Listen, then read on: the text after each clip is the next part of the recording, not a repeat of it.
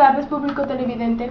Bienvenidos una vez más a su noticiero NotiRedes, con su amiga Paola Mencha.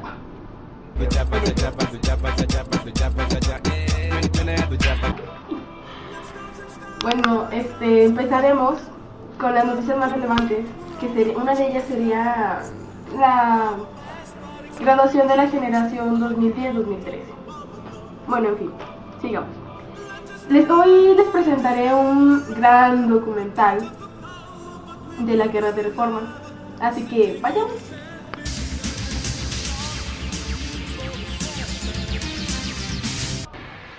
Con el fin de la independencia de México se consolidaron dos bandos o fuerzas que luchaban constantemente por el poder, los liberales y conservadores.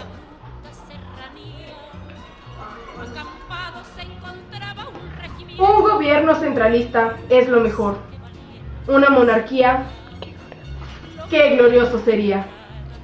Nosotros, los liberales, creemos que los militares y la iglesia no deberían tener influencia en la política, y es necesario eliminarla. Antonio López de Santa Anna, quien quiere el territorio mexicano de Texas y el suroeste de Estados Unidos, es derrocado por Juan Álvarez con el plan industrial.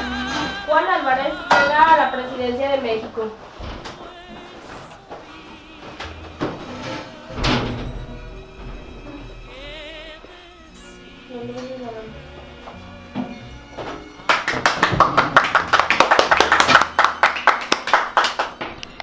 En estos mismos años el Congreso de México se debatió una nueva constitución, la Constitución de 1857, la cual provocaría aún más el descontento de los militares y la Iglesia.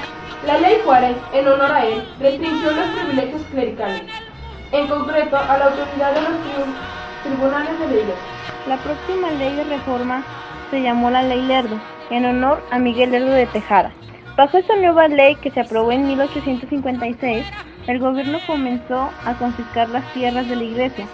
Esto resultó ser mucho más controversial que la Ley Juárez. El propósito de la ley era convertir las tierras en poder de entidades corporativas como la iglesia en propiedades privadas, favoreciendo a aquellos que ya vivían en ella. Otra ley de reforma fue la Ley Iglesias en 1857, que regulaba el cobro de bautizos, bodas y funerales, así como otros servicios que la iglesia le ofrecía al pueblo. El ejército y la iglesia se alarmaron con las reformas establecidas y se rebelaron contra los liberales. Los conservadores, encabezados por Félix María Zuloaga, lanzaron el plan de Tacubaya, desconociendo la Constitución y pretendiendo conservar los privilegios del clero y de las personas adineradas.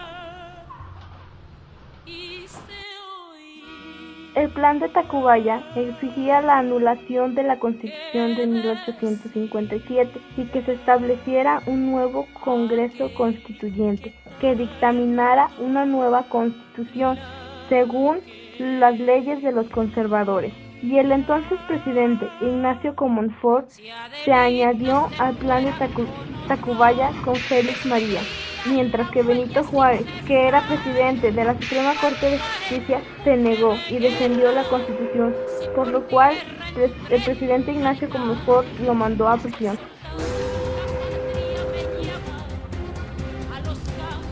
El gobierno llegó a tener dos sedes paralelas: el conservador, dirigido por Félix Zuloaga en la Ciudad de México, y el liberal por Benito Juárez en Veracruz, apoyando la Constitución. Por ser de menos experiencia militar, los liberales perdieron la mayor parte de las primeras batallas, pero la situación cambió cuando los conservadores fallaron dos veces en tomar la ciudad de Veracruz. Los liberales acumularon victorias a partir de entonces hasta que las fuerzas conservadoras se rindió en diciembre de 1870. El hecho que determinó el resultado de la contienda y puso fin a esta guerra civil sucedió en 1859, cuando el gobierno de Washington reconoció a de Juárez y lo apoyó con grandes recursos materiales y económicos.